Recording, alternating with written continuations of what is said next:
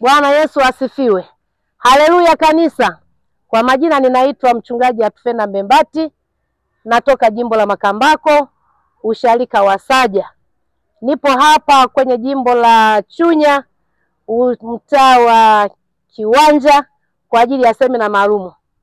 Leo hii nitafundisha somo linalohusiana na malezi kwa watoto wetu. Niwakaribishe washarika wote muungane pamoja nami kwa ajili ya semina hii. Na Mungu atawabariki sana. Na sasa ninamkaribisha mtumishi naye aseme machache hapa mwanzoni. Asante. Bwana Yesu asifiwe. Ninaitwa Mwinjilisti Christopher Nyachi, nimetoka jimbo la Chimala. Nipo hapa jimbo la Chunya kwa huduma ya diocese. Tuna uinjilisti wa siku 10 mahali hapa. Na tumeingia toka jana na siku ya leo tumeanza masomo, na somo ambalo nafundisha kwa hizi siku ni somo linalosema itambue nguvu ambayo ipo katika kibali ili uweze kutoka kwenye vifungo vya shetani. Namshukuru Mungu tumekuwa hapa kwa hii siku ya leo. Tumeona wana Kiwanja wamepokea hii huduma, na baada ya huduma hii tutakuwa na uinjilisti wa nyumba kwa nyumba. Namshukuru Mungu tumeona mwitikio wa watu jinsi ambavyo wapo tayari kupokea, lakini pia wapo tayari kutengeneza maisha yao na Bwana. Asante sana na Mungu awabariki sana. Bwana Yesu asifiwe. Kwa jina naitwa Amina Makimbula, ni katibu wa mtaa Kiwanja. Ni msharika wa mtaa Kiwanja, usharika wa Chunya. Nimepokea wageni wawili katika mtaa wangu wa Kiwanja. Mchungaji mmoja na mwinjilisti, mchungaji kutoka Makambako, mwinjilisti kutoka Chimala. Nimewapokea jana, tumeendelea na huduma katika huu mtaa. Mungu awabariki sana wapendwa wa Mungu, na Mungu aendelee kuwatia nguvu katika utumishi huu mliopewa na Mungu. Na tunaendelea na semina kuanzia leo. Tumeanza semina leo asubuhi, jioni tutaingia mitaani kwa ajili ya kufanya uinjilisti. Mungu atutie nguvu katika utumishi huu. Amina. Leo tena niko na baba ambaye ni mratibu wa shughuli ya uinjilisti mahali hapa. Naomba nimkaribishe aweze kusema jambo kuhusiana na hii shughuli. Baba, karibu sana, useme na wapenzi watazamaji kwa ajili ya shughuli hii ya uinjilisti. Asante sana ndugu mtangazaji. Mimi kwanza naitwa mchungaji Isaac Jonathan Chengula, na katika safari ya uinjilisti na misioni mimi nimefanya kazi kama mratimishaji, na tumeratibisha safari ya kuja huko Chunya. Wahudumu wapatao kama 86 hivi wamefika huku na wametawanyika kwenye mitaa mbalimbali ya sharika na stesheni. Vingi sana kama 70. Na tunamshukuru Mungu kwamba huko shughuli kubwa ambayo imekuwa ikiendelea ni shughuli ya kuzuru nyumba kwa nyumba, na wakifika huko mitaani pia baada ya kuzuru nyumba kwa nyumba wanafanya mikutano ya Injili, lakini zaidi ya kufanya mikutano ya Injili wanafanya semina. Na hapo kunajitokeza mahitaji mbalimbali ya watu ambao wamefika kuhudhuria, mahitaji kama ubatizo, kurudi kutini, na wengine kutaka huduma za pekee za maombezi. Hayo yote yamekuwa yakifanyika huko kwenye mtaa mmoja wapo katika mitaa ile ambayo nimeitaja 70 katika jimbo hili la Kristo na Misioni Chunya. Mtaa unaitwa Kasisi. Na hapa leo ni siku ya Jumapili, tumeweza kushiriki kwenye ibada na tulikuwa na ubatizo, kubatiza mtoto hapa, lakini pia tulileta baadhi ya vifaa vya ibada ikiwa ni madhabahu pamoja na mimbara. Tunashukuru sana mtumishi wa Mungu Alex ambaye anatoka katika usharika wa Makongoros, aliweza kuhamasisha na kuweza hata kifai kama itasaidia kwa Kasisi. Asante. Baba, labda nikuulize nikuulize kama mratibu wa shughuli hii, mpaka leo toka mlipo ripoti kwenye hili jimbo la Chunya, kazi inaendelea na mwitikio ukoje? Kimsingi kazi inaendelea vizuri, tunamshukuru Mungu, na tuseme leo tuko siku ya 3 tu. Na tulifika hapa tarehe 1 na tumeendelea na kazi tarehe 2 na leo ni tarehe 3. Kimsingi ningesema kwamba tumekuja watu wengi, si Dayosisi ya Kusini peke yake, bali tumeambatana hata na wenzetu kutoka Dayosisi ya Mashariki na Pwani, kwa kuwa kanisa atakuja huku. Alibahatika kupata watu waliokuwa tayari kuja kutoa mchango katika huduma hii ya uinjilisti na mission. Na kikubwa ni kwamba hao wengine watahudumia katika mitaa, lakini wengine wawili wataambatana sana na mkuu wa kanisa ambaye atafungua majengo mbalimbali katika mitaa ya mwelekeo wa Lupa na mitaa ya mwelekeo wa barabara ya kwa Juni. Kwa hiyo tunamshukuru Mungu kwamba tuko siku ya 2, lakini inaonekana kazi inaenda vizuri sana. Kwa mfano huko Yeselo na mahali pengine Stamiko huko wamebatiza watu wengi sana, karibu 40. Baba, nikushukuru sana kwa wakati wako. Nikutakie kazi njema. Asante sana. Zaidi ya uinjilisti unaofanyika katika mitaa hiyo mbalimbali ya sharika na stesheni, mtaa huu wa Kasisi ni mtaa mmojawapo kati ya mitaa 38 itakayo kupata bati kwa ajili ya kuwezeka. Na kama tunavyoona kanisa letu ndio hili ambapo tumeanzia. Tunaamini kwamba tutajenga kanisa ambalo tutaliwezeka kwa bati. Na sasa hivi wako kwenye hatua ya kufyatua tofali, na tunamshukuru Mungu kwamba mwinjilisti alipatikana. Na una muda gani mpaka sasa? Ni mwezi wa 3. Ni mwezi wa 3. Wiki tatu. Na ndani ya wiki hizo 3 mwinjilisti amefanya kazi kubwa sana ya kuhamasisha watu wa hapa, wameweza kuanza kufyatua tofali na kazi ya Mungu inaendelea vizuri. Hapa ni mahali ambapo tutawezeka kanisa, na kuna familia 2 zimejitolea, ikiwemo familia ya Sheja na familia ya mchungaji Chengula watashiriki kufanya kazi hiyo kuwezeka. Tunamshukuru Mungu kwa hiyo. Asante sana. Mbali na viongozi wengine, lakini pia hapa niko na mwinjilisti anayesimamia huu mtaa wa Kasisi. Naomba nimkaribishe naye aseme neno. Mwinjilisti, hongera sana kwa utumishi. Asante sana, nashukuru sana. Toka umefika mahali hapa, unajisikiaje na huduma ambayo umepewa mahali hapa? Mwanzo wakati nafika kidogo kulikuwa kuna kwa sababu ukiangalia location jinsi inavyoonekana, usione nyumba zinaonekana nyingi. Kwa hiyo ni kitu fulani ambacho kilikuwa ni kigumu, lakini baada ya kukaa kwa muda fulani nikagundua kuna watu wengi sana. Na mpaka sasa najisikia amani, najisikia furaha kwa kuwa watu wapo na mwitikio upo. Kama mnavyoona kazi zinaendelea, na tangaza jambo watu watakuja. Kwa ni kitu ambacho kinafurahisha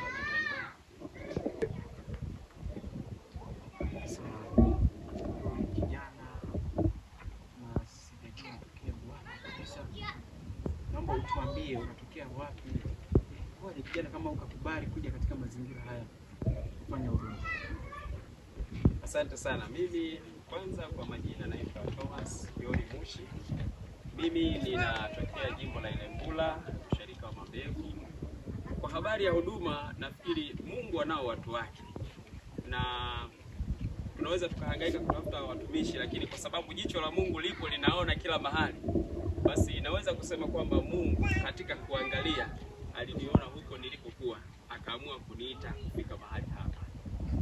Hilo namshukuru Mungu. Lakini kwamba mimi ni kijana na mtumikia Mungu ni kitu ambacho mimi niliapa toka moyoni mwangu, kwamba mimi maisha yangu mimi, kwa sababu bila Mungu siwezi kufanya lolote, nikasema maisha yangu mimi nitakuwa ni kumtumikia Mungu. Kama vijana wengine watayatumia nguvu zao kwa mambo mengine, mimi nguvu zangu nitazielekeza kwa Mungu. Hilo ndilo ambalo niliweka moyoni. Na pia niliwahi kusema wakati nasoma nikiwa kidato cha 5, nilisema kwamba nitaitumia elimu yangu, hata ningekuwa na degree nitaitumia elimu yangu kwa ajili ya kuwafundisha watu, kuwaelimisha watu habari ya Mungu, lakini pia habari ya maisha.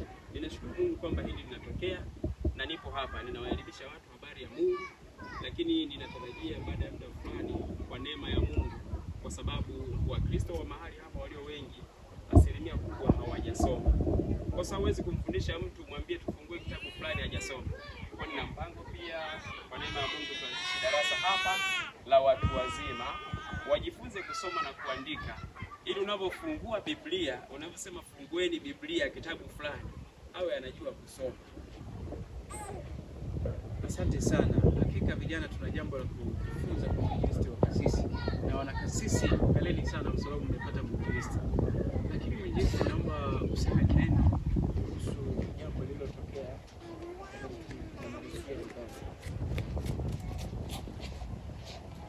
kwa masikitiko makubwa. Tunapoendelea na ibada, tunapokaribia kumaliza, kwa kweli imetokea ajali ya moto.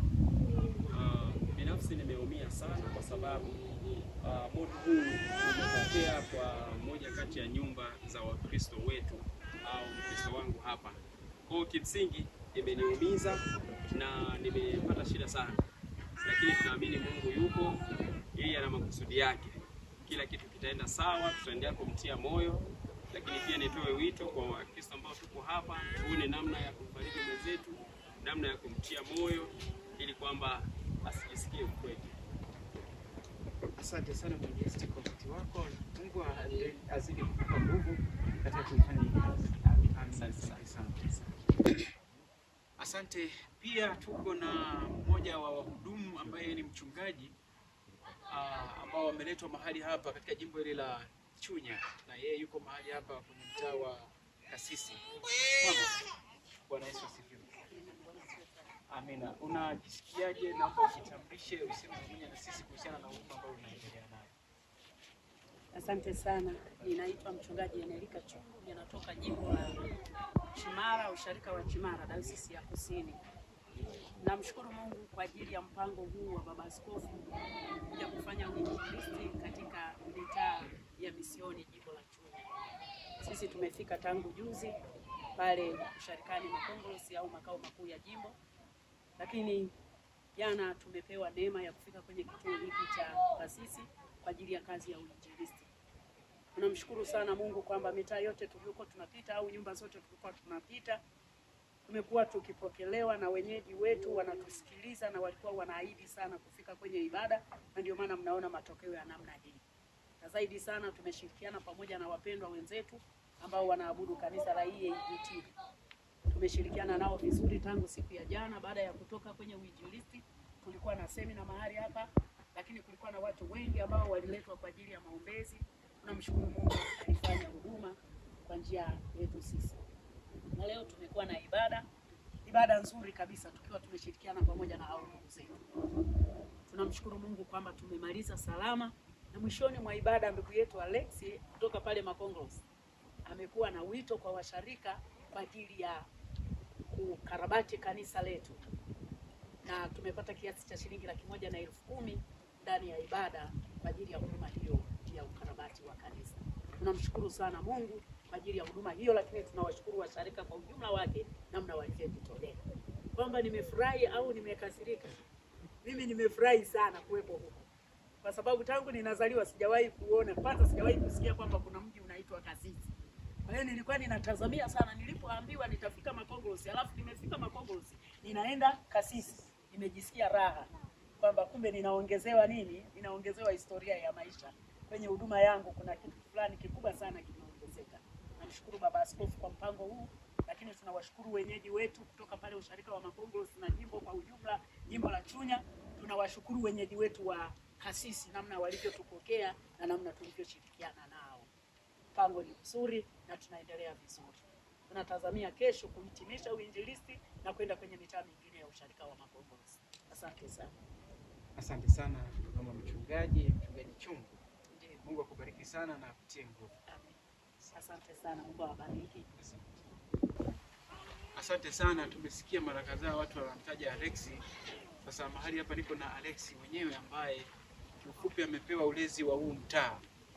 Sasa Bwana Alexi, Bwana Yesu asifiwe. Amen. Naomba ujitambulishe na useme neno kuhusiana na mtaa wa Kasisi.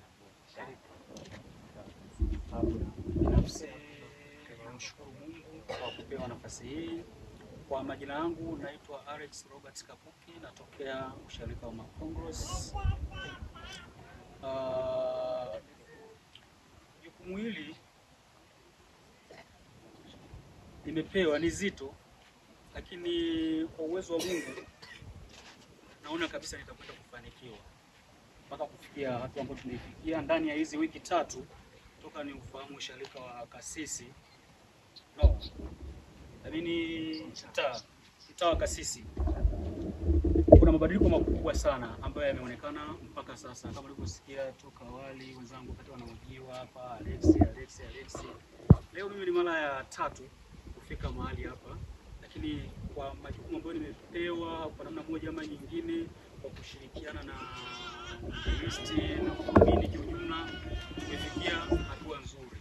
Lakini najisikia amani, najisikia furaha kwa sababu ni kazi ya Mungu. Najisikia faraja kubwa sana. Kilichonivuta zaidi ni kijana Mushi, kwa maana ya mwinjilisti wa Kasisi.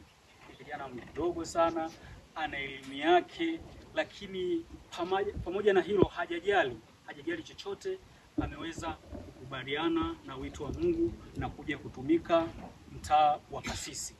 Binafsi ilinishika kwa kiasi fulani na nilivutiwa naye, na nikaahidi kwamba nitashirikiana naye bega kwa bega, kwa maana kwamba kuanzia sasa huduma na mambo mengine, majukumu ya uendeshaji wa shughuli za kanisa ninashirikiana naye. Na kule nilipo mtaa wa Makongorosi, kwa maana usharika, nipo na sali kule, lakini majukumu yote ya kikanisa kwa maana ya maendeleo ya kanisa nitahusika Kasisi na sio Makongorosi. Makongorosi nitawajibika tu kwa sehemu ikibidi niwajibike, maana toka awali nilikuwa nikitumika. Kwa hiyo sio kama nakataa moja kwa moja kwamba sitaendelea kutumika, lakini zaidi wana Kasisi ndio watu ambao tutakuwa nao kwa maana ya shughuli za utendaji wa kazi ya Mungu. Asante sana, nakushukuru sana Bwana Alex. Mungu azidi kukubariki na kutie nguvu katika kazi ambayo umeamua kuifanya. Asante sana. Asante sana. Pia niko na baba mkuu wa jimbo hili la Chunya, ambapo tumeamua kuja kufanya uinjilisti eneo hili. Baba, Bwana Yesu asifiwe. Amen. Ni kukaribishe uongee na wapenzi watazamaji kuhusiana na shughuli hii ya uinjilisti kwa ujumla. Karibu. Asante. Bwana Yesu asifiwe. Ndugu watazamaji na wasikilizaji ambao mnatusikiliza kutoka hii media, mimi naitwa mchungaji Ezekia Anania Mlunja, mkuu wa jimbo la Chunya. Wapendwa, tuna kila sababu ya kumshukuru Mungu wetu kwa mpango huu mkubwa ambao dayosisi yetu ya Kusini wameona na wameonyeshwa na Mungu kwamba tufanye kazi kwa pamoja. Haya ni maono ya baba yetu askofu ambaye ameanza muda mrefu toka alipoingia kazini. Yeye moyo wake ulikuwa kwenye maeneo ya uinjilisti, na aligawa maeneo yetu ya uinjilisti katika dayosisi zaidi katika makundi hayo 3. Kundi la kwanza, uinjilisti katika eneo la Chunya, ambalo kwa sehemu kubwa kwa kweli mpaka sasa halijafikiwa na Injili. Lakini eneo la pili ni kule Chimala na wenzetu wana sehemu, na eneo la 3 ni hayo majimbo ya wenzetu ambayo ni ya siku nyingi. Katika jimbo letu la Chunya, tangu mpango huu unakaa, tumeanza tangu mwaka juzi kuona ni namna gani jimbo la Chunya litafikiwa kwa kazi hii. Tuligawa maeneo mawili muhimu. Eneo la kwanza ni eneo la kaskazini ambalo tunaita misioni ya Sipa. Misioni ya Sipa ni ukanda kutoka Biti Manyanga na kwenda kambi Katoto, unakwenda Sipa, unakwenda Manyili na maeneo mengine ambayo ni karibu kata 3 hatujazifikia wala hatujaziainisha kutokana na jinsi eneo lilivyopana. Lakini eneo la pili ni ukanda wa magharibi ambao tunauita ni ukanda wa misioni ya Kapalala. Huko mpaka sasa tuna kata 4 ambazo zinahitaji kufikiwa na Injili, na huko hatujagusa kabisa. Mpaka sasa tumeishia Kapalala penyewe. Kuna maeneo ya Gua, kuna maeneo ya Ngwala huko ambako mmesikia kuna makampuni yanachimba madini aluminium. Lakini tuna ukanda wa Ziwa. Ukanda wa Ziwa huko ndio kabisa hatujawahi kugusa. Bado kuna kata nyingi na tunahitaji watumishi wa kutosha.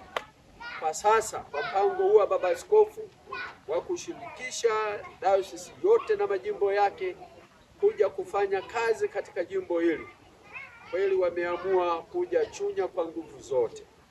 Tunamshukuru Mungu kwa ajili ya maono haya ya Baba Askofu, lakini tunamshukuru Mungu kwa ajili ya wachungaji wakuu wa majimbo, watumishi wa Mungu, waombaji na wahubiri mbalimbali ambao wamejitoa kuja kufanya kazi katika jimbo letu. Hadi sasa tumepokea wageni wengi sana ambao wamezifikia sharika zetu. Hadi sasa sharika tulizo nazo ni 11, na sharika hizi wamefika wageni kutoka majimbo na kutoka maeneo mbalimbali ambao sasa wanakwenda kufanya kazi kwenye mitaa. Mitaa yote ya jimbo letu imefikiwa na wageni. Leo hii wameanza rasmi kufanya kazi pamoja na wenyeji kutoka kwenye hiyo mitaa. Lakini sio hivyo tu, pamoja na hao wahubiri wa kutoka maeneo mbalimbali. Tunamshukuru Mungu sana kwa usharika wetu wa Makongolosi, ambapo ndipo makao makuu ya jimbo yalipo. Tulipata bahati ya kupewa kwaya ndugu zetu kutoka kule Chimala ambao wamekuja kufanya kazi pamoja na sisi. Nao wamegawanywa kwenda kwenye mitaa yote. Usharika wetu wa Makongolosi na mitaa 9. Huu hapa Kasisi ni miongoni mwa mitaa 9 ambayo imefikiwa na hawa wa kwaya, imefikiwa na watumishi wa kutoka maeneo mbalimbali waliokuja kuihubiri Injili. Pamoja na mratibu wetu wa msafara huu ambaye anafanya kazi kwa sasa kwa niaba ya msaidizi wa askofu, tunaye hapa pamoja na waandishi wetu wa media hii. Tunamshukuru Mungu kwamba tunaiona nuru Chunya sasa, kwamba Mungu amewafikia watu maeneo ambayo yalikuwa hayawezi kufikika kwa nguvu ya jimbo, lakini kwa nguvu ya pamoja uinjilisti wa dayosisi, kwa mara moja tumeweza kufikia sharika zetu na mitaa yetu. Asanteni sana. Asante sana baba. Kwenye shughuli ya uinjilisti tunaambatana na shughuli ya kuchangia uwezekaji wa makanisa. Unaweza kutuambia mwitikio, lakini pia kutoa wito kuendelea na kuchangia?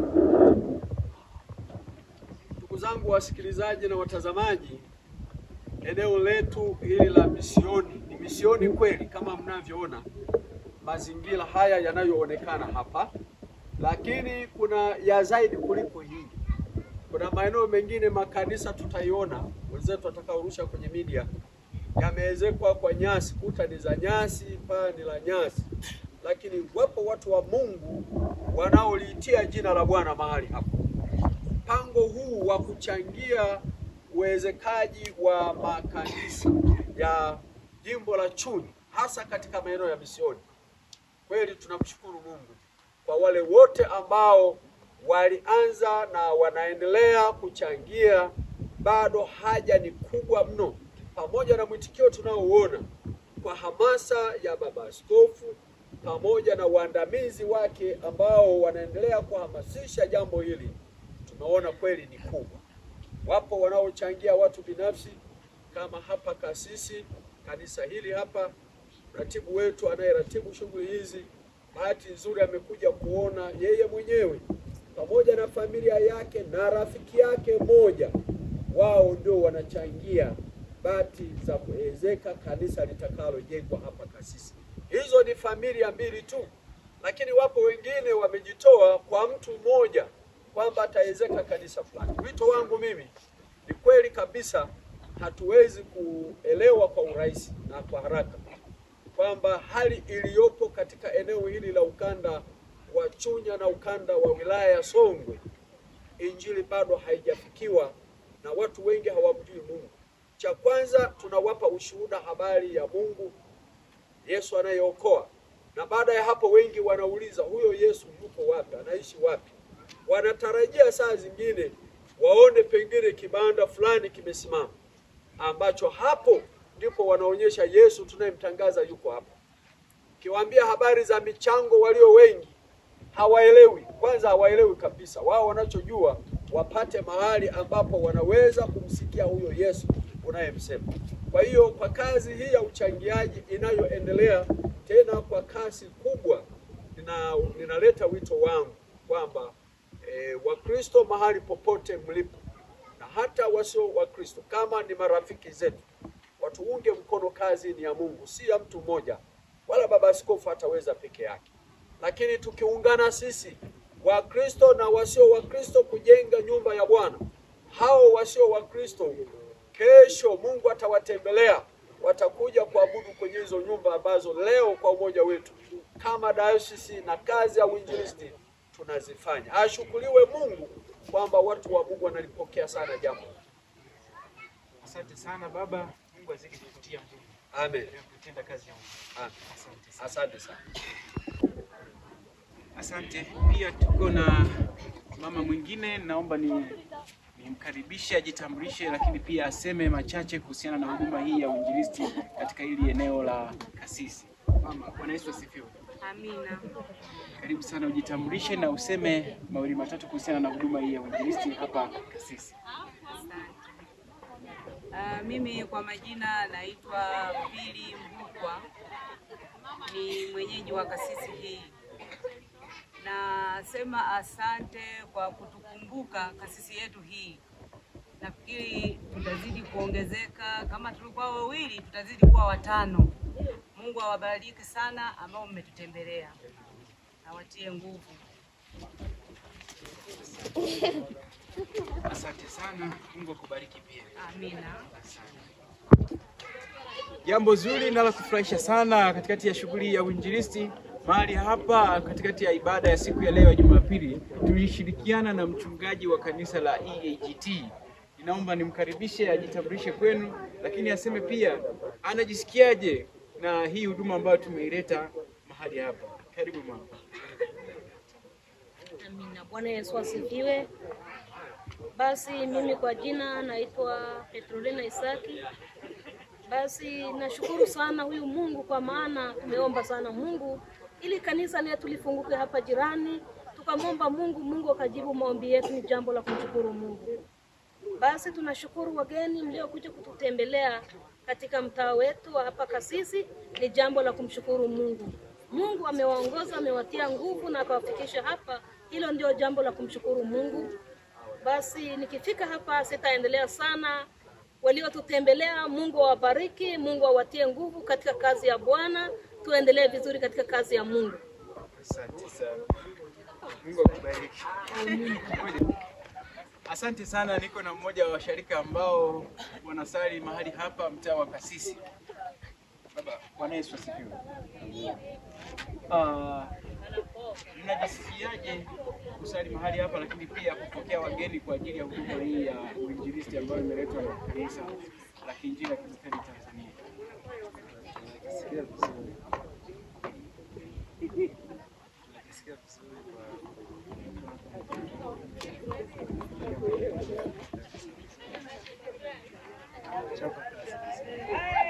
Asante sana. Nilipata taarifa nzuri sana kwamba mwinjilisti alipokuja yeye alikuwa tayari kuishi ndani ya kanisa, lakini wewe ukasema hapana, uje uishi hata nyumbani kwangu mpaka tutakapojenga nyumba.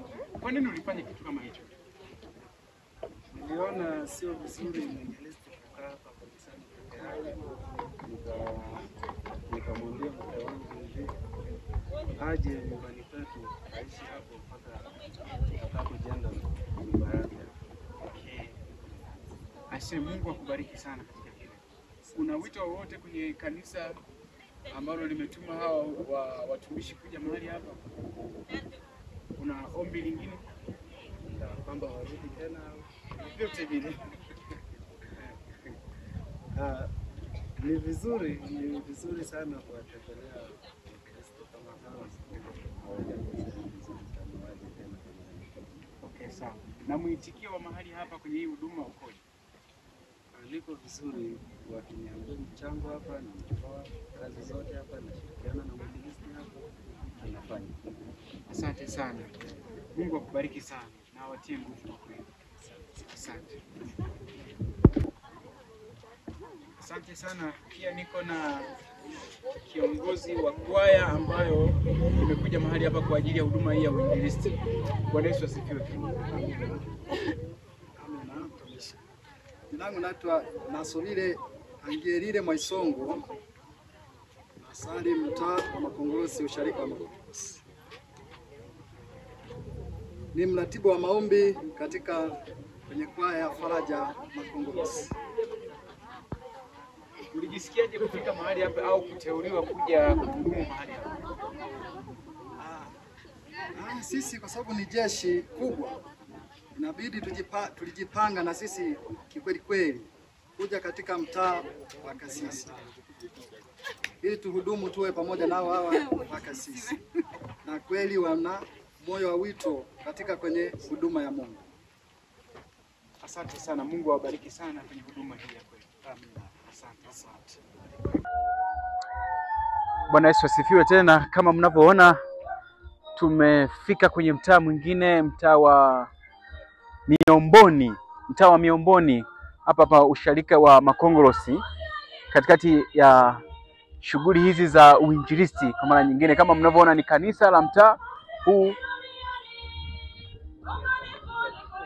Yes, kama tunavyoona kanisa lenyewe wanaloabudia ni hili hapa, na humo ndani shughuli zinaendelea za semina pamoja na mafundisho mbalimbali ambayo wahudumu walioletwa na Dayosisi ya Kusini wameendelea kufanya shughuli mahali hapa, na hiyo ni kwaya inayoendelea kuimba humo ndani kama tunavyoona.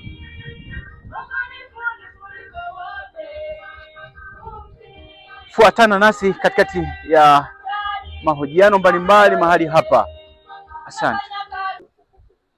Asante sana mpenzi mtazamaji wa Eneza TV. Sasa tuko mtaa wa Miomboni, usharika wa Makongorosi, na hapa niko na mwinjilisti. Nitamkaribisha ajitambulishe na aseme machache kuhusu huduma hii ambayo tunaendelea nayo ya uinjilisti. Mwinjilisti, karibu. Amina. Kwa majina naitwa Yasinta Danieli, mwinjilisti wa mtaa wa Miomboni. Kwa kweli kwenye huduma hii namshukuru sana Mungu, nimeona mambo ya Mungu kwa kweli. Kwa hilo namshukuru sana Mungu. Ndio. Asante sana. Mwinjilisti, unawaambia nini viongozi wa kanisa? Labda una wito gani mwingine zaidi ya hii huduma inayoendelea? Amina. Mimi la kwanza namshukuru sana Mungu, na ninawashukuru sana wachungaji ambao wamefanya ile jambo, na nizidi sana kwamba Mungu aendelee kuwa pamoja nasi na siku nyingine wasitusahau, tuendelee kushirikiana katika kazi ya Mungu. Asante. Na mwitikio wa watu ukoje toka huduma imeanza? Kwa kweli watu wa Mungu wamempokea Mungu vizuri na wanakwenda wanampenda Mungu. Amina. Asante sana mwinjilisti, Mungu akutie nguvu zaidi uendelee kuifanya kazi ya Mungu. Amina. Asante sana. Amina. Niko na mmoja wa washarika ambao wanaabudu mahali hapa mtaa wa Miomboni. Naomba nimkaribishe, ujitambulishe wewe ni nani na mmeipokeaje huduma hii ya uinjilisti. Karibu. Asante. Bwana Yesu asifiwe. Mimi kwa majina anaitwa Maria Musa, ni mzee wa kanisa la Miomboni. Karibuni sana hapa Miomboni. Jambo la pili, tumewapokea wageni na tunawapenda sana sana sana. Asante sana. Mmejisikiaje wageni kuja mahali hapa? Kwani unasingeenda mahali pengine? Nimefurahi sana na tumefurahi sana waona wageni, tulikuwa tunawahitaji muda lakini leo tumewapata. Ni jambo la kumshukuru sana Mungu. Tunashukuru sana. Asante sana. Mungu awabariki sana watu wa Miomboni, muendelee kumtumikia Mungu kwa furaha na upendo. Amina. Asante sana. Amina. Asante sana. Pia tuko na mmoja wa wahudumu au watumishi ambao waliletwa mahali hapa kwa ajili ya uinjilisti. Naomba nimkaribishe ajitambulishe yeye ni nani, anatokea wapi na aeleze machache kuhusiana na huduma hii ya uinjilisti. Baba, karibu sana. Asante. Naitwa mchungaji Jacobo Muhambile kutoka jimbo la Lupembe, usharika wa Igombola. Tumekuja katika huduma ya uinjilisti wa nyumba kwa nyumba pamoja na huduma ya semina ya neno la Mungu. Tunamshukuru Mungu kwa ajili ya mpango wa dayosisi pia kupitia kuratibisha mpango huu wa uinjilisti kuja huku Chunya, na sasa sisi tumefika usharika huu wa Makongorosi, mtaa huu wa Miomboni. Kimsingi tumevutwa na huduma hii na tumemshukuru Mungu, maana tumepanuliwa na kupewa pia jiografia kubwa sasa kuona mazingira ya kazi ya Mungu na upana wake, na kwamba kumbe Mungu ana utajiri wa watu wapo maeneo mbalimbali, na tulikwisha kuandaliwa kuja huku na tukapewa mazingira ya kwamba wapo watu wa makabila mbalimbali, wengine wanaweza kuwa wanawakimbia watu, na sisi tukawa tunahisi kitu hicho. Lakini tumekuja kumshangaa Mungu kwamba watu wa Miomboni wanampenda Mungu na wanapenda kuwa karibu na watu, na wametupokea na wametukubali katika kuwa pamoja nao, na wamepokea kwa kweli Injili na wamefurahi. Na dalili ya kupokea, tumeona namna jinsi ya kujumuika pamoja kwa ajili ya kumwabudu Mungu, na hivyo tunamshukuru Mungu kwa ajili ya kazi njema hii. Asante sana. Ni huduma gani ambazo mmezifanya kwa haraka haraka? Huduma tulizozifanya ni za uinjilisti wa nyumba kwa nyumba, lakini pia tumeendelea na semina ya neno la Mungu jana katika mkesha wa usiku, na jioni hii tutaendelea na semina, lakini pia mambo mengine yameendelea ya huduma za ibada. Kuna ubatizo wa watoto na kijana mmoja wa kipaimara amebatizwa, na kwa njia hiyo tunamshukuru Mungu, wamebatizwa watu 4, watoto 3 na huyo kijana mtu mzima mmoja. Asante sana mchungaji, Mungu akubariki sana. Asante. Na Mungu akutie nguvu katikati ya huduma hii. Asante. Asante. Asante. Asante sana. Asante sana. Pia tuna mhudumu mwingine, naomba nimpe nafasi aweze kusalimia na kusema machache kuhusiana na huduma hii ambayo imeanzishwa na Kanisa la Kiinjili la Kilutheri Tanzania Dayosisi ya Kusini. Mama, karibu sana. Asante. Karibu, jitambulishe na useme machache kwa ajili. Amina. Kwa majina naitwa Faustina Nawa, natokea usharika wa Chimala, mtaa wa Liambogo. Ni mwanakwaya wa kwaya ya Samaria pale mtaani Liambogo. Tunamshukuru Mungu, katika jimbo letu tumechaguliwa kwaya ya Samaria kuja usharika wa Makongorosi kufanya huduma ya uinjilisti nyumba kwa nyumba, na hapa tumefikia mtaa wa Miomboni. Asante sana mpendwa, ili liwe funzo kwa kwaya zote ambazo zipo huko kwenye sharika mbalimbali. Kuna maeneo mbalimbali ambayo tunahitaji kufanya uinjilisti. Kwa hiyo tuchukue kama mfano kwamba kwaya zetu tunatakiwa kuja huku kwa ajili ya kutangaza neno la Mungu. Mungu akubariki sana mpendwa. Amina. Amen. Asante sana. Asante sana.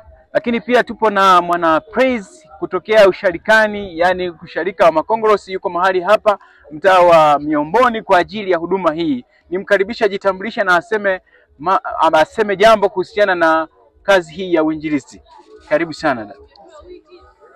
Kwa majina naitwa Bless Mwakimi, natokea usharika wa Makongorosi, makao makuu ya jimbo. Napenda kumshukuru Mwenyezi Mungu kwa huduma tunayoendelea kuifanya, pia kushukuru uongozi wa kanisa kwa kutuleta hapa kwa ajili ya kufanya uinjilisti. Lengo ni kuwavuta watu waje pamoja, tusali pamoja, ili Mungu anapokuja siku ya mwisho atukute wote tupo pamoja. Asante sana, Mungu akubariki kwa kweli. Amen. Kama mnavyoona ni mwana praise ametoka huko Makongorosi amekuja mahali hapa. Tuna wa praise wengi sana huko. Basi hizo praise tuje tuzipraisishe huku kwa ajili ya kutangaza neno la Mungu. Asante sana. Haijawa rahisi kufika hapa, ni mkono wa Mungu umetubeba, haijarahisi kufika leo, ni mkono wa Mungu. Umetubeba, haijarahisi kufika hapa, umetubeba, kufika leo,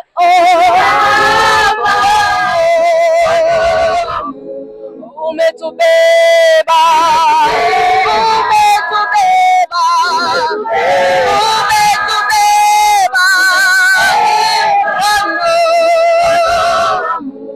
umetubeba,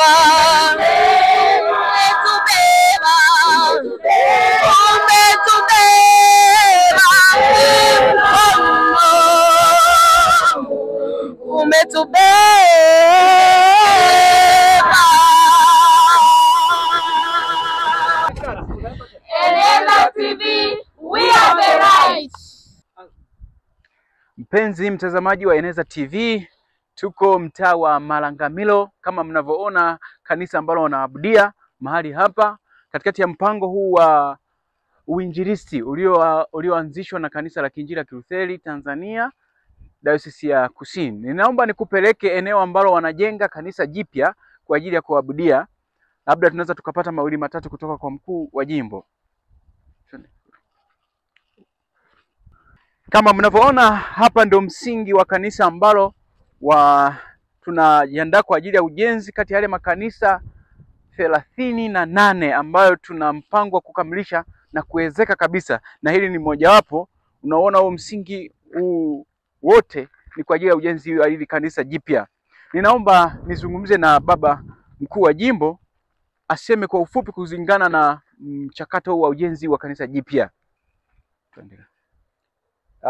Ni kweli kwamba huu msingi kama unavyoonekana hapa, huu ni msingi wa kanisa hili la mtaa wa Malangamilo. Ni mahali ambapo watu hawa wa Mungu wanaabudu mahali hapa. Sehemu kubwa waliokuja huku ni wafugaji kutoka huko Manyara. Na ndio ambao wanaabudu kwenye kanisa hili ambalo mmeliona hapa kwenye TV. Wamejenga karibu mara 2 hivi. Limedondoka la kwanza na hili ni la pili.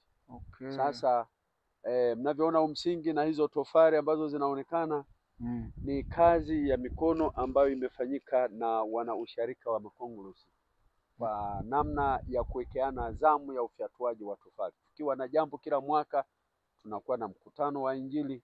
Ule mkutano wa Injili tunaambatanisha pamoja na kazi. Kama tuna mkutano wa siku 7, basi tutafyatua tofali kwa siku 7 kwa ajili ya kanisa au ujenzi wa nyumba ya mwinjilisti. Kwa hiyo tofali mlizoziona hizi ni tofali zilizofyatuliwa na wana usharika wa Makongolosi kwa njia ya mikutano ya Injili. Na sasa msingi mnaoona huu umejengwa na wainjilisti ambao ni mafundi na ndio walioshiriki kufanya kazi ya mikono. Tulikuwa na kambi hapa ya siku 3. Wainjilisti pamoja na mafundi 2 ambao nao ni waumini wetu bila kulipa gharama yoyote. Kazi hii imeendelea kufanyika katika mitaa yote. Huu ni mtaa mojawapo ambao umebahatika kutembelewa kwa mpango huu wa ujenzi wa makanisa kwa kazi ya mikono ya wainjilisti na uinjilisti katika mitaa yetu. Tumefanya siku 3 hii kazi ya msingi hapa, na sasa tulikusudia baada ya kumalizika wageni wetu hao waliokuja kufanya kazi ya uinjilisti, tutakuwa na kazi ya kujenga kanisa kwa njia ya uinjilisti ya siku 7. Tutakuwepo wainjilisti hapa wa mitaa yote katika usharika na washarika wetu wa hapa watakao kuwa wanachota maji, kutengeneza udongo. Kwa hiyo tunategemea kufanya kazi hii pasipo kulipa gharama yoyote zaidi ya kujitolea. Sisi ni vifaa tu, na tukishaezeka tunamshukuru Mungu kwa ajili ya kazi ya uinjilisti wa baba askofu uliokuja kwa njia ya dayosisi kwamba tumeahidiwa kupata bati. Kwa hiyo mwaka huu tutajenga kanisa hili na tutaliezeka mwaka huu, kwa sababu hilo la miti mlioliona haliwezi kudumu kwa muda wa masika kwa mwaka huu. Ni lazima tuinue kanisa hili na tumalize na tuliezeke. Okay. Asante sana baba. Nimefurahi kusikia kwamba mna mpango wa uinjilisti kiusharika. Ndio. Okay, kiusharika. Natamani kujua huu mpango wa kiusharika ni wa wakati huu au ni wakati wote? Ni kawaida ya usharika wa Makongolosi kuwa na uinjilisti wa maeneo mbalimbali ya mitaa yake? Ni kweli hii kazi ya uinjilisti ndani ya usharika kwa wainjilisti walioshika mitaa, hii mimi nimeikuta katika kipindi changu cha miaka 4, nimeikuta. Wenzangu waliokuwepo walianzisha na sisi tumeendeleza. Kila mwisho wa mwezi, wiki la mwisho wa mwezi, tunachagua mahali fulani wainjilisti kutoka Ijumaa tunakuwepo hapo, Jumamosi tunakuwepo hapo, Jumapili asubuhi tunatawanyika kila mtu kwenda kufanya ibada alikotoka. Lakini kama kuna kazi za kujenga huwa tunatokea siku ya Jumanne. Maana tunakuja Jumanne, Jumatano, Alhamisi, Ijumaa na Jumamosi, siku 5 kama kuna kazi ya kufanya ya mikono. Lakini kama ni swala la kutembea nyumba kwa nyumba kwa usharika wa Makongolosi, kila wiki la mwisho wa mwezi tunakwenda siku 3 kwenye mtaa mmoja angalau kwenda kufanya kazi ya uinjilisti. Asante sana baba. Tupo kwenye mchakato wa ununuzi wa bati kwa ajili ya kuwezeka kanisa. Naomba uchukue nafasi nyingine tena kusisitiza kwa wale ambao wanatamani kushiriki baraka hizi za kuchangia bati za kuwezekea makanisa huku. Asante sana mtangazaji. Ni kweli kwa hali mlioiona ndugu zangu watazamaji na ninyi mnaotusikiliza, hali iliyopo kwenye makanisa yetu ya misioni, kwa kweli huwezi kuamini kama kuna watu wanaingia kuabudu humu. Lakini watu wa Mungu kwa vile wanamfahamu Mungu wanayemtegemea katika maisha yao, hawajali hali ya mazingira, wanaingia kuabudu kama ilivyo. Kwa hiyo tuwaombe sana ninyi nyote ambao mko tayari kutuunga mkono na kumuunga Baba Askofu wa Dayosisi ya Kusini, Baba Askofu Fehavango, kwa kazi hii aliyoianzisha ya maono kuchangia bati kwa kila kanisa. Tuwaombe sana, mtuunge mkono wenzenu, mtusaidie. Tuna makanisa mengi kama nilivyosema mwanzoni, watu wengi wanatazamia waingie kanisa lililojengwa. Wanataka kanisa liwe limejengwa. Ndio hii misioni tulio nayo. Wanataka kanisa likijengwa, kanisa wako tayari kujaa humo. Lakini ukianza ujenzi tu, watu wengi hata wale waliokuwemo wachache utakuta wanajitoa kwa sababu ya michango.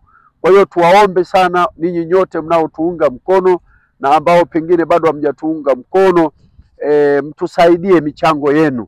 Mpite au mtume michango yenu kwa njia ya hiyo namba ya account inayopita kwenye hiyo screen, ambayo itatusaidia sisi wenzenu kuwezeka na kujenga makanisa yaliyopo. Uwezo wa kujenga nyumba za watumishi tunaweza, tutaendelea mdogo baada ya kuona tuna makanisa. Maana najua tukiwa na kanisa waumini wengi watakuja, hasa wale waliokuwa waoga kwa michango watakuja kuabudu maeneo hayo. Asante sana baba, Mungu akubariki sana kwa kazi unayoendelea. Amen. Asante sana. Asante sana. Mbele yangu niko na katibu wa mtaa huu. Nitamuomba nimkaribisha, ajitambulishe. Utajitambulisha lakini pia utaeleza ni namna gani mmepokeaje hawa wageni kwa ajili ya uinjilisti. Karibu. Amen. Kwa jina naitwa Amson Mwamlima. Mimi ni katibu wa huu mtaa. Ugeni huu tumeupokea vizuri, na asubuhi tulikuwa kwenye mchakato wa uinjilisti, tumezunguka nyumba hadi nyumba. Bahati mbaya au nzuri, leo ilikuwa ni siku ya Jumapili, hatujaweza kuzunguka sehemu kubwa. Lakini kuna uinjilisti mwingine ambao wameweza kusema hawa wageni, wakasema ni heri tukasaidia uinjilisti wa mikono pia, kwa sababu tuna msingi hapa na tofali zipo na tuna simenti kiasi mifuko kama 20 hivi na nondo. Kwa hiyo wameamua kwamba watusaidie hata kusimamisha jengo letu, ili kuanzia kesho asubuhi tunaanza kusimamisha hili jengo. Na pia tumeshaambizana wote kwenye huu mtaa kwamba kesho tuhudhurie kwa ajili ya kusogeza hizi tofali kama unavyoziona zile tofali. Tusisogeze hapa, na maji pia ndo ili pipa nimetoka kubeba sasa hivi ili tusaidie kwa ajili ya kuvuta na water pump maji. Tunafutia pale mtoni, tunaleta mazingira haya. Kwa sababu pipe sio ndefu, tutakuwa tunajaza kwenye pipa alafu tunasogeza kwa ajili ya kutengeneza udongo wa kujengea. Asante sana na kushukuru kwa ajili ya hilo. Lakini mwitikio wa watu wa hapa baada ya kupokea hawa wageni ukoje? Mwitikio unaonekana ni mzuri, lakini kama tumewashitukiza. Ingekuwa labda tumewahi kidogo, kwa mfano wageni wangefika labda siku ya Ijumaa jioni, afu asubuhi ya Jumamosi tuanze uinjilisti, leo wangekuwepo watu kanisani wengi. Asante. Lakini kwa sababu ya kuchelewa haijaweza kuleta yani mahudhurio ya watu kuja kwenye uinjilisti na mwitikio wao haujaonekana. Sawa sawa. Tumepata mtu mmoja tu ambaye alikuja hapa, lakini asilimia kubwa tumeona wanaitika, lakini kuja sasa wengine wana sababu mbalimbali hawajaweza kufika leo. Asante sana. Mbali na tripu hii ya uinjilisti wa nyumba kwa nyumba, kanisa limepanga mpango wa watu kuchangia kwa ajili ya mabati ili kuwezeka makanisa haya ambayo tunajenga huku Chunya. Unawaambia nini wale watu ambao wanataka kushiriki baraka za kuchangia? Mimi nasema wachangie, kwa sababu kanisa sio la mtu mmoja. Kanisa ni la watu wote. Kwa hiyo kwa kile walichoguswa kwamba tuchangie hapa, mimi nitashukuru.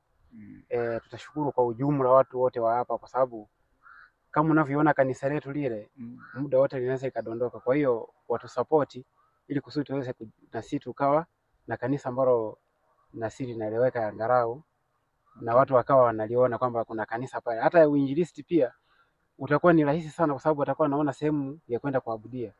Hii ni madhabahu ambayo ukitengeneza madhabahu vizuri, hata Mungu mwenyewe atakuwepo mazingira hayo. Kwa hiyo mwitikio wa watu utakuwa ni mzuri zaidi.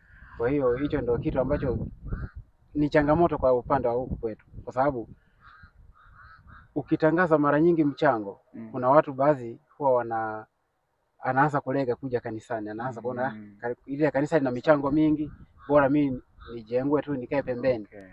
Sasa akiona mambo yamekuwa mazuri, hata yeye mwenyewe atakuwa na roho ya kuja. Asante sana. Mungu akubariki sana. Amina. Na watie nguvu katika kuendeleza kazi ya Mungu. Amina. Asante sana. Amina. Sawa, mpenzi mtazamaji wa Eneza TV, kama mlivyosikia, bado tunaendelea kusisitiza kwa ajili ya habari ya wito wa kushiriki baraka katikati ya ujenzi wa makanisa huku Chunya. Tafadhali shiriki baraka hizo kwa kutuma kiasi cha fedha kupitia akaunti namba, hizo namba zinazopita chini ya skrini yako hiyo hapo. Ni siku hii ya tarehe 3 mwezi wa 8, ambapo ni siku ya 3 katikati ya tripu hii ya uinjilisti. Asanteni sana. Endelea kuwatazama Eneza TV. Yupi?